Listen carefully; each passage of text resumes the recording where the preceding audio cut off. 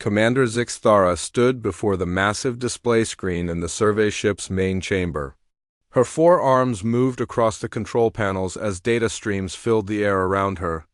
After 100 years of careful study, the analysis of the third planet in the Sol system was finally complete. The numbers made her skin change color with worry. This world was unlike anything the Galactic Council had ever seen before. "Computer, display atmospheric composition," she commanded in her clicking voice. The screen showed deadly gases that would burn the lungs of most species in the galaxy. Oxygen levels were so high that a single spark could create massive explosions. The atmosphere was thick with water vapor that would drown air-breathing species from dry worlds. Display geological activity. The planet's surface shifted and moved constantly.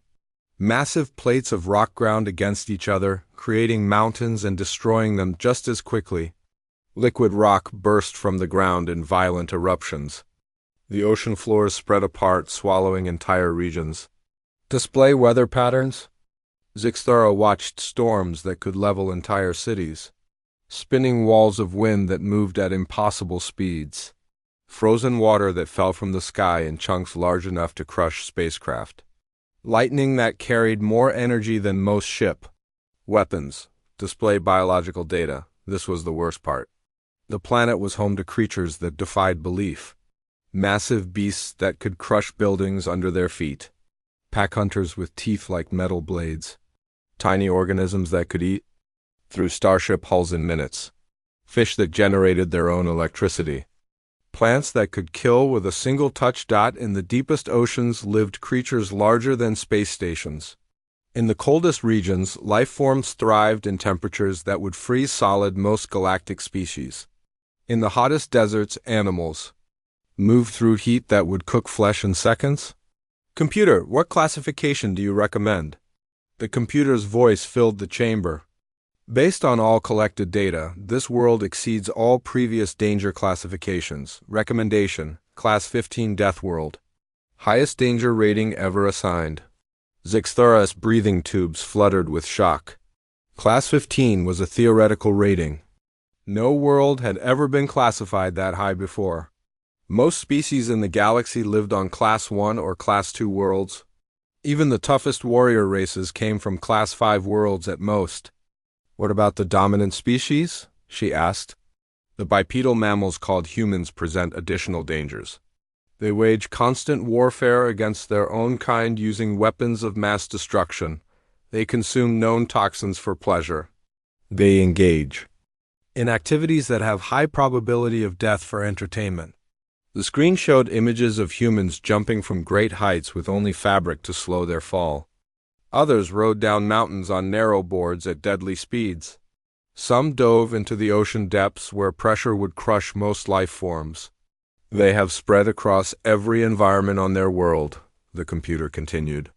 "They live in the frozen wastelands, in the burning deserts, in the poisonous swamps, and on the highest mountains. They have adapted to survive in conditions that would kill most galactic citizens within minutes."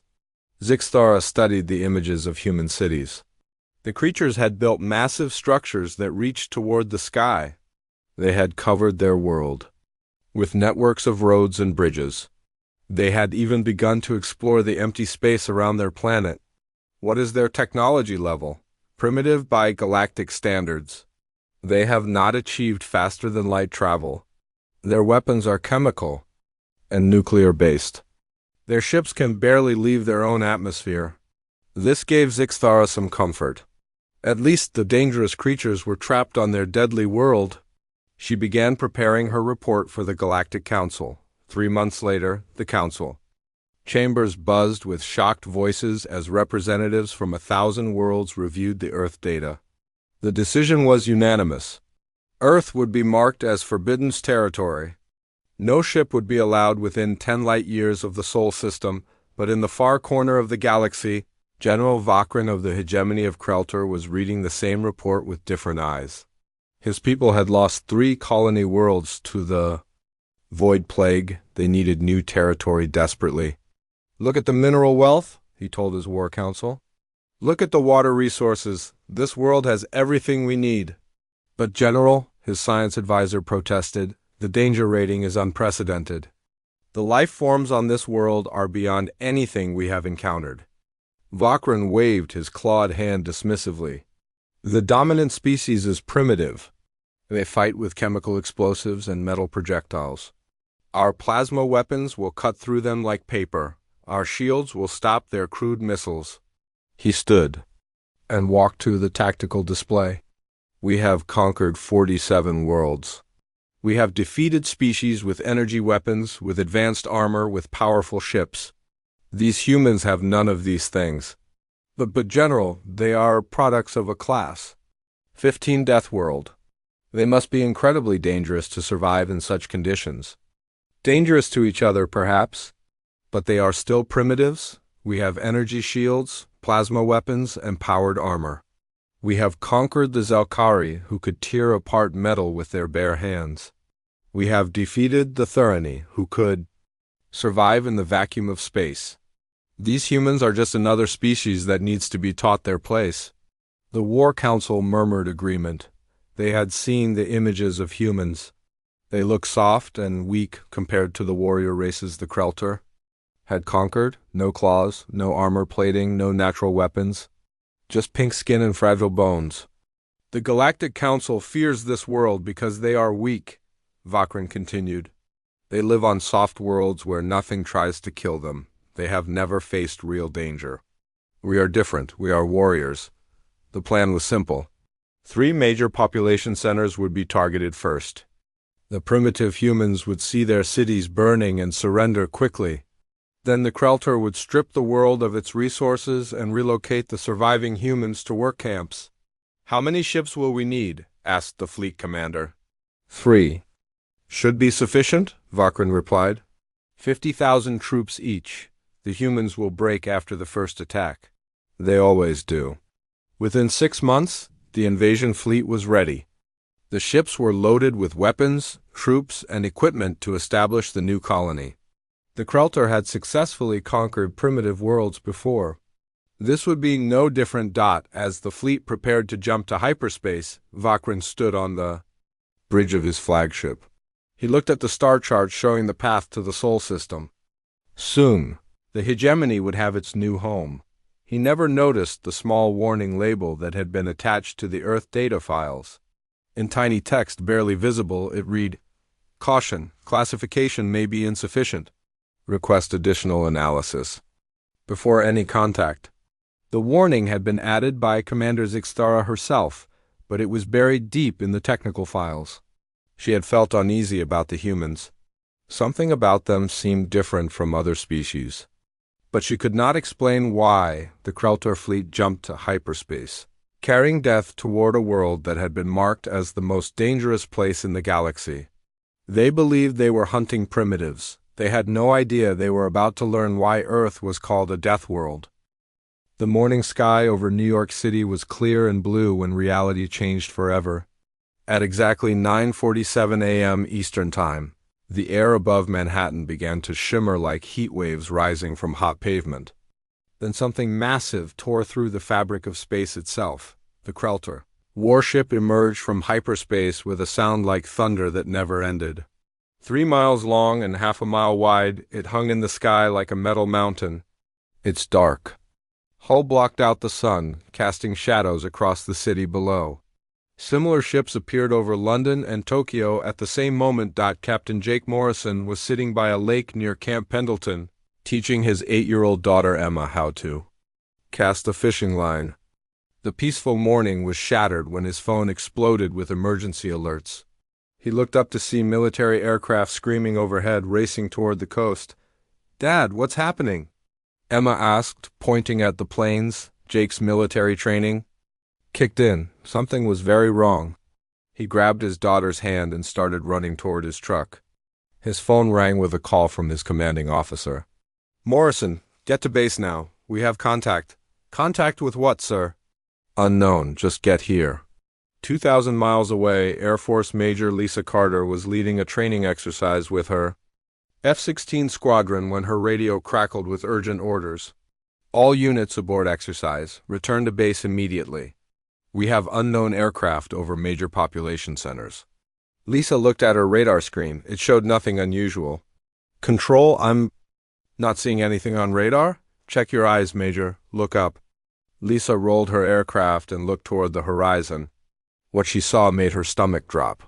A massive object hung in the sky over Los Angeles, too big to be any human aircraft. It looked like a city floating in the air. In San Antonio, Texas. Army Sergeant Carlos Rodriguez was enjoying his first day of leave in 6 months. He was walking through the downtown area with his wife Maria when people started screaming and pointing at the sky.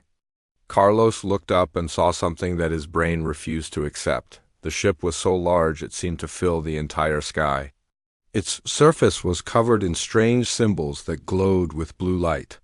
As Carlos watched, smaller craft began separating from the main ship like angry wasps leaving a nest.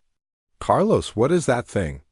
Maria whispered before he could answer. The attack began. Beams of bright blue light shot down from the alien ships. Where they touched the ground, buildings simply vanished, not destroyed or collapsed, just gone as if they had never existed. The smell of burned air filled the city as the alien weapons carved through steel and concrete like it was paper. But the aliens had made their first mistake. They had studied human technology in human cities, but they had not studied human nature. In New York, Police Commissioner Frank Butler was in his office when the first plasma beam hit Times Square. Instead of running or hiding, he grabbed his radio and started giving orders. "All units, this is not a drill. We have hostile aircraft over the city. Evacuate civilians and establish defensive positions."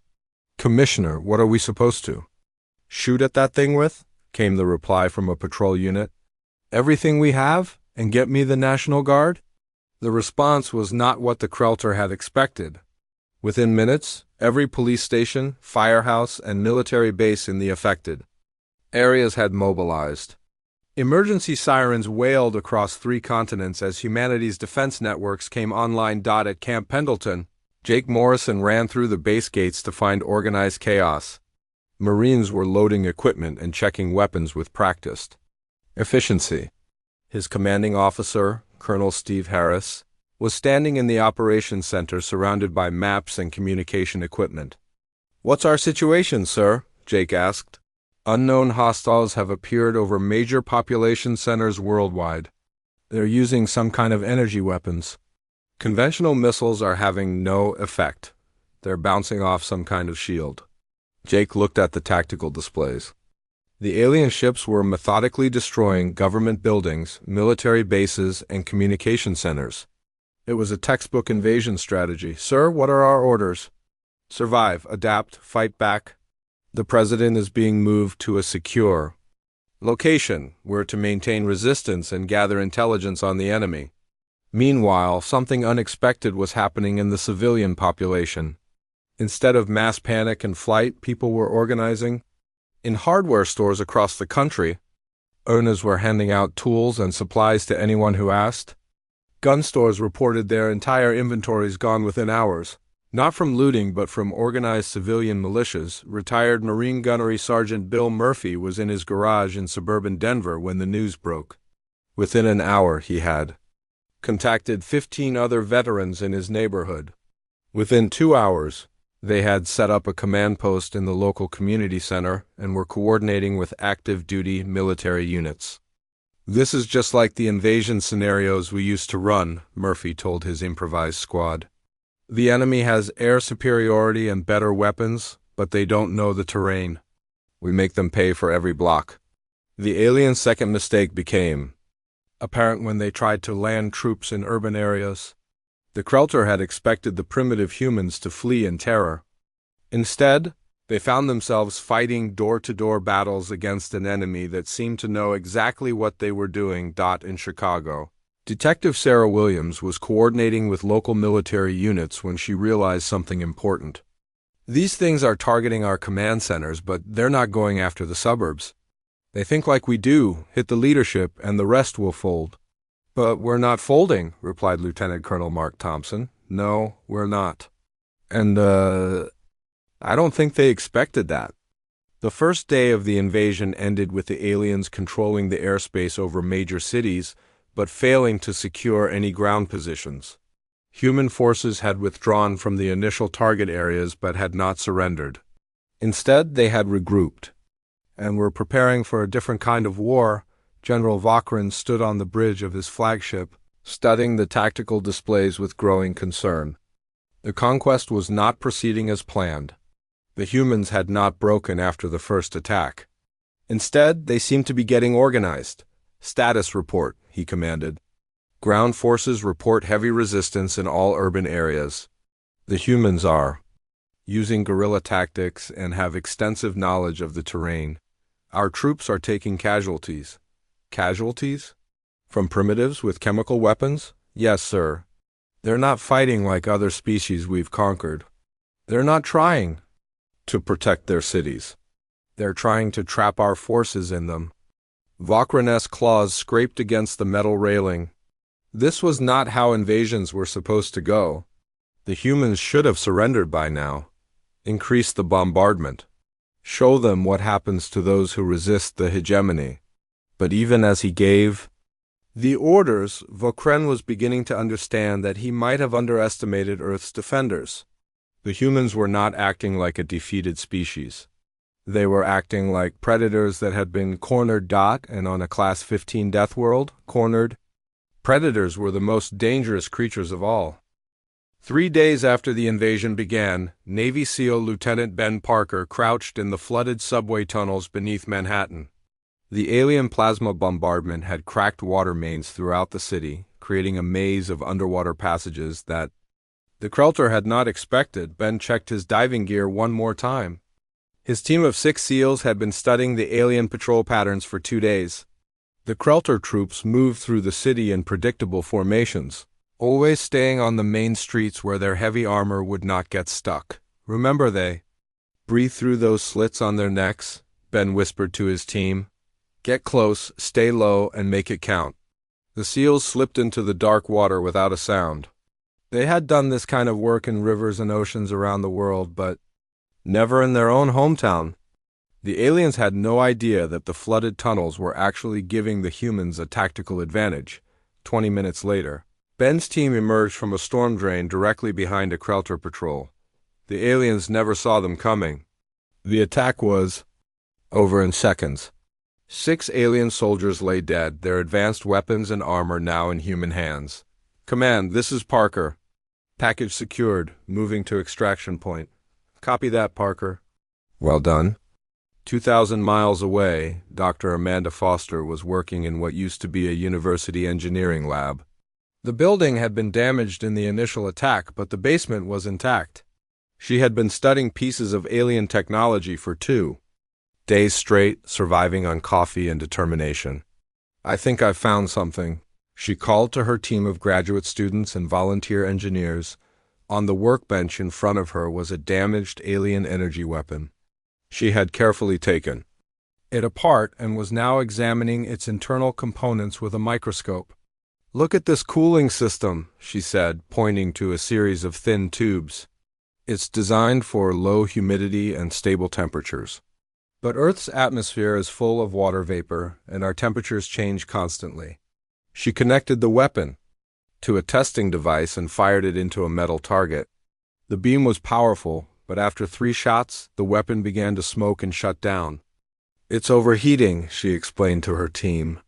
"Their weapons can't handle our environment. In space or on a dry planet, this would work perfectly. But here on Earth, the humidity is causing the cooling system to fail." One of her students, a young man named Tony, raised his hand. "What about their armor?" Amanda smiled. "Same problem. I found frost crystals forming inside the joints. The temperature changes are making the metal expand and contract. Their armor is getting weaker every day they spend in our atmosphere." She immediately sent this information to every military unit and resistance group she could contact. Within hours, the news was spreading through human forces worldwide. The aliens' superior technology had a critical weakness. In Chicago, Detective Sarah Williams was coordinating with a group of Army Rangers when she received Amanda's report. She looked at the Rangers' leader, Captain Pete Johnson, and smiled. "This changes everything," she said. We don't need to match their firepower, we just need to make them use it. Captain Johnson nodded. Urban warfare and high humidity. Make them overheat their own weapons.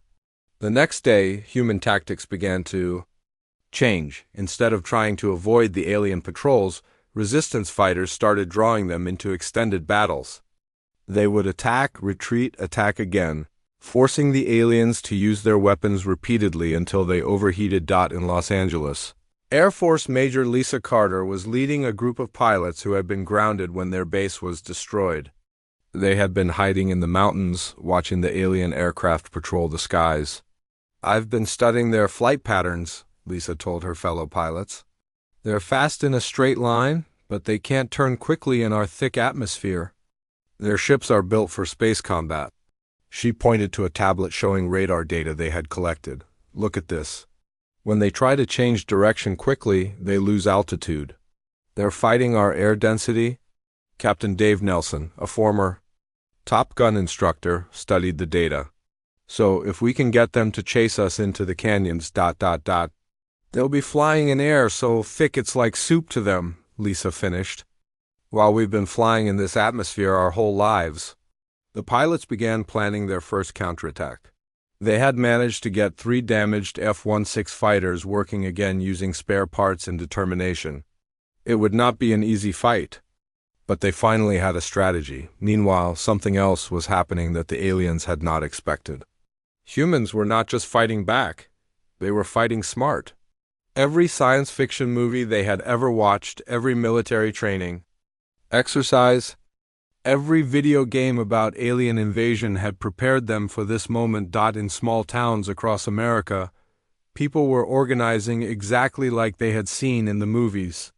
They set up hidden supply caches, established communication networks, and created safe houses for refugees. Teenagers who had grown up playing war games were helping design ambush tactics, retired Marine. Gunnery Sergeant Bill Murphy was amazed at how quickly the civilian population had adapted. It's like they've been training for this their whole lives. He told his neighbor, a former Army medic named Janet. In a way we have, Janet replied. Every disaster movie, every military documentary, every survival show, Americans have been thinking about this scenario for decades. The resistance was growing stronger every day. In New York, Ben Parker's SEAL team had trained local police in underwater assault techniques. In Chicago, Sarah Williams had organized the entire city's emergency services into an intelligence network. In Los Angeles, Lisa Carter's pilots were preparing for their first air battle, but the most important change was happening in the minds of the human defenders. They were beginning to realize that their enemies were not invincible.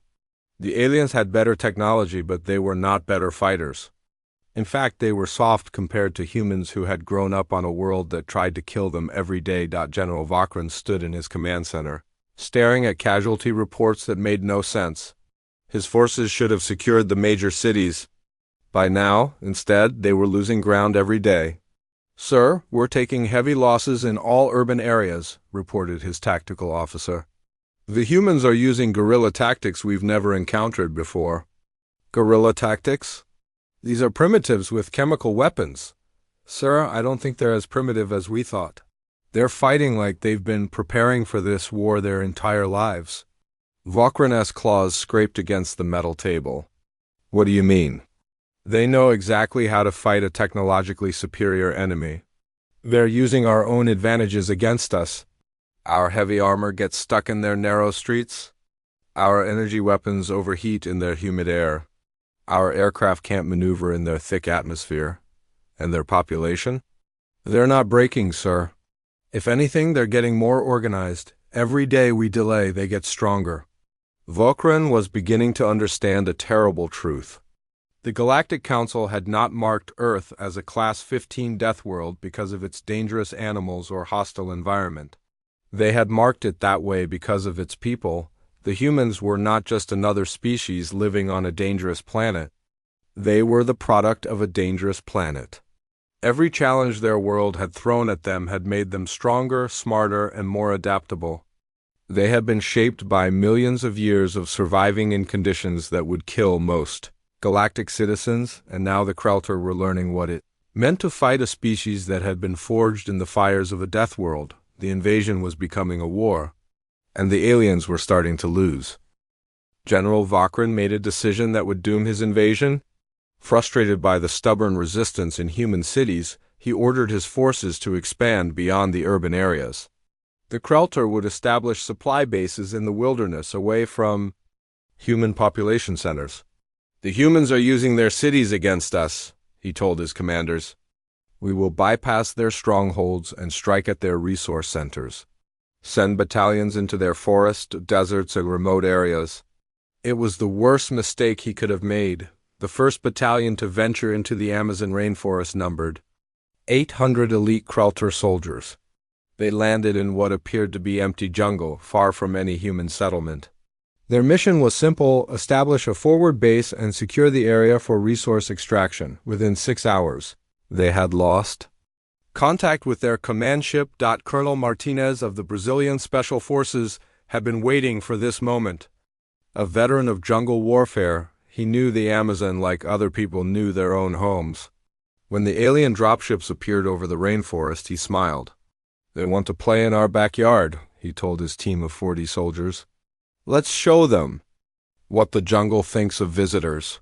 The Krelter troops moved through the dense vegetation in their powered armor, confident that their advanced technology would protect them.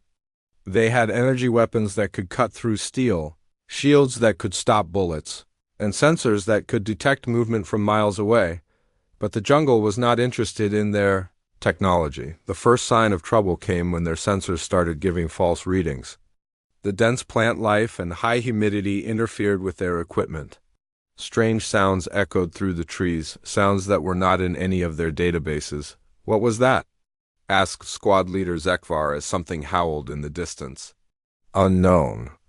"Animal," replied his scanner operator, "but it's large. Very large." That was when the attacks began. The Jaguar came out of nowhere, a shadow moving through the green maze with deadly silence. It struck the rear guard of the alien patrol, its powerful jaws clamping down on the flexible joints of the Krelter armor. The alien's scream was cut short as the big cat dragged him into the undergrowth, but the Jaguar was not hunting alone. Colonel Martinez had been working with local wildlife experts and indigenous hunters who knew the jungle's secrets. They had been tracking the alien patrol for hours, and they had brought friends. The attack was coordinated chaos. Humans struck from concealed positions while the jungle's predators attacked from others. Anacondas dropped from trees onto unsuspecting aliens. Caimans emerged from murky water to drag soldiers into the depths.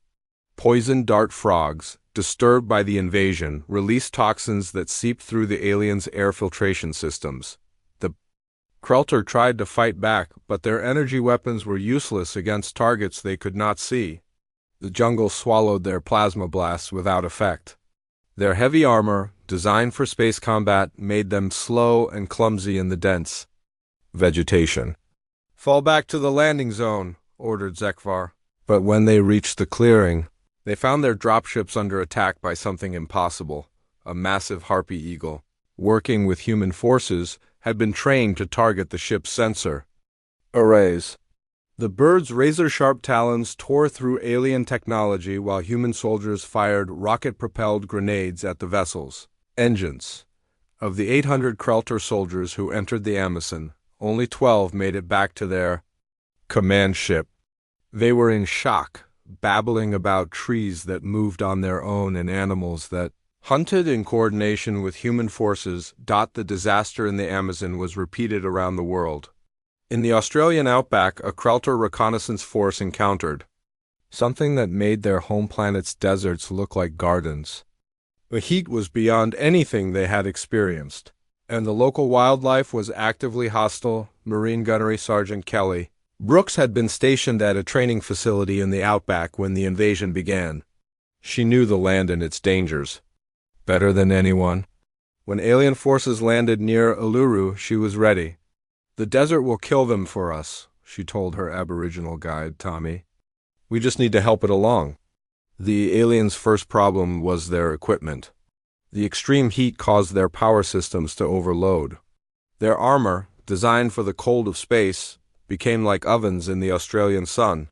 Their water recycling systems failed, leaving them desperate for hydration. That was when the local wildlife made its opinions known. The saltwater crocodiles had been disturbed by the alien landing. These prehistoric predators, unchanged for millions of years, saw the Krelter as invaders in their territory. They struck at water sources where the aliens came to drink, their powerful jaws crushing armor that could stop bullets. The funnel web. Spiders, aggressive and territorial, began building their webs across the aliens' patrol routes. Their venom was unlike anything in the Krelter medical database. Soldiers who were bitten died within minutes, their advanced medical equipment unable to counter Earth's evolved toxins, but the worst was yet to come. Kelly had been working with local wildlife experts to train some of the area's apex predators. Dingoes, normally wary of humans, had been taught to see the aliens as prey. They hunted in coordinated packs, using tactics that confused and overwhelmed the Krelter forces. "It's like they're all working together," one surviving alien reported to his commanders. "The humans, the environment, even the animals, everything on this planet is trying to kill us."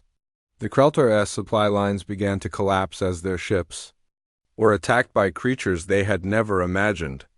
Eagles and hawks, trained by human falconers, struck at their aircraft. Dolphins and whales, working with human naval forces, attacked their underwater supply runs. In the Rocky Mountains, former Green Beret Commander Alex Turner was leading a combined force of humans and local wildlife against alien mining operations. He had spent years in these mountains and knew every trail, every cave, every danger. "The mountains don't like visitors," he told his team as they watched alien excavation equipment struggle in the thin air. "Let's introduce our guests to some of the local residents." The mountain goats came first, their hooves sending loose rocks cascading down onto the alien positions. Then came the bears, massive grizzlies that had been disturbed by the alien machinery. The Krelter's energy weapons seemed pathetic against creatures that had survived ice ages and volcanic eruptions, but the real killer was the altitude. The aliens, evolved on a planet with thicker atmosphere, could not function properly in the thin mountain air. Their breathing systems failed, their equipment malfunctioned, and their physical strength declined rapidly. Alex watched through binoculars as alien soldiers collapsed from altitude sickness while trying to retreat down the mountain. "They're not just fighting us," he reported to his command. "They're fighting the whole planet." Back on the command ship, General Vakrin stared at reports that painted a picture of complete disaster. Every expedition into Earth's wilderness had ended in failure. His forces were being defeated not just by human resistance, but by the planet itself. "Sir, we're losing equipment faster than we can replace it," reported his logistics officer. "The planetary environment is destroying our technology. Our weapons overheat, our armor corrodes, our vehicles break down." "What about the local life forms? They're all hostile, sir. Every creature on this planet seems designed to kill, and they're working with the humans. We've confirmed cooperation between human forces and local predators." Volkran's understanding of the situation was finally becoming clear. Earth was not just a planet with dangerous animals.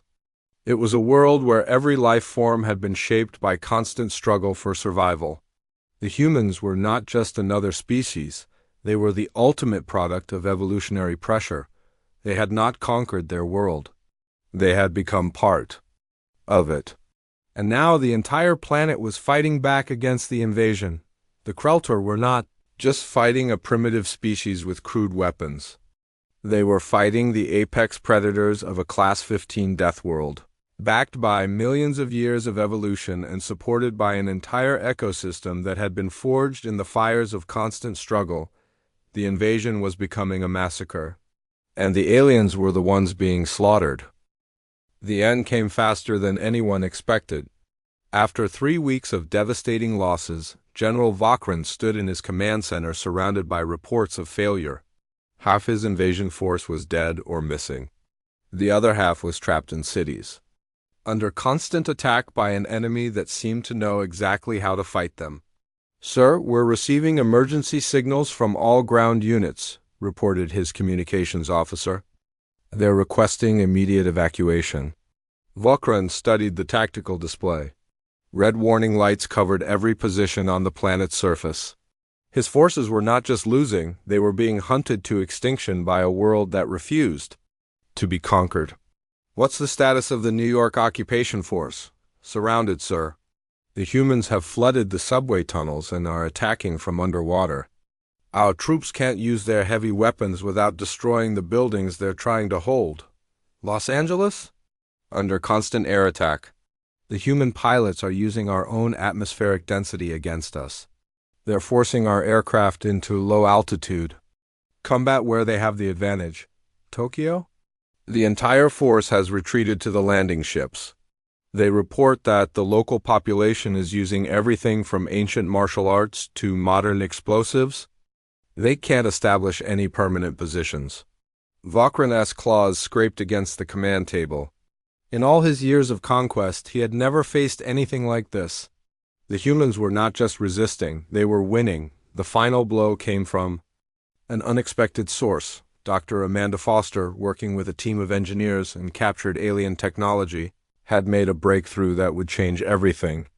We figured out how to reverse their shield polarity, she announced to the assembled military leaders via secure communication. Instead of keeping energy out, we can make their shields trap energy inside. General Patricia Stone, the newly appointed commander of Earth's Unified Defense Forces, leaned forward. What does that mean in practical terms? It means their own weapons will overload their own systems, Amanda explained. We can turn their shields into bombs. The plan was elegant in its simplicity. Human forces would capture more alien equipment, modify it using Amanda's discoveries, and then use the aliens' own technology against them. Within days, the modified equipment was being distributed to resistance fighters around the world. The counterattack began simultaneously on all fronts. In New York, Navy SEAL Ben Parker led a team equipped with modified alien weapons into the subway system. When they encountered Krelter patrols, they used the aliens' own energy weapons to overload their shields, creating explosions that cleared entire tunnels. In Los Angeles, Air Force Major Lisa Carter flew her F-16 equipped with captured alien targeting systems. The irony was perfect: human aircraft, designed for Earth's atmosphere, using alien technology that had been modified to work properly in Earth's environment. "This is Carter to all units," she radioed as she dove toward an alien fighter. "Weapons free. Let's show them what happens when you bring a space fighter to an atmosphere fight." The alien pilot tried to evade, but his ship was designed for the vacuum of space. In Earth's thick air, it handled like a brick. Lisa's missiles, guided by modified alien sensors, struck the enemy craft and sent it spinning into the Pacific Ocean. The turning point came when Army Commander Alex Turner led a combined force of humans and captured alien vehicles against the main Krelter landing site in Nevada. The aliens watched in horror as their own tanks and aircraft, now operated by humans, attacked their positions. "Target their command ship," Turner ordered over the radio. "Use their own plasma cannons." The battle was short and decisive. The Krelter forces, already demoralized by weeks of losses, broke and ran when they saw their own weapons being used against them. The humans had not just adapted to alien technology, they had improved it.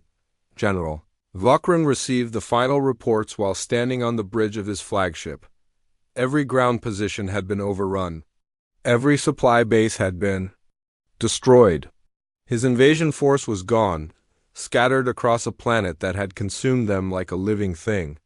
"Sir, we're receiving a transmission from the surface," reported his communications officer.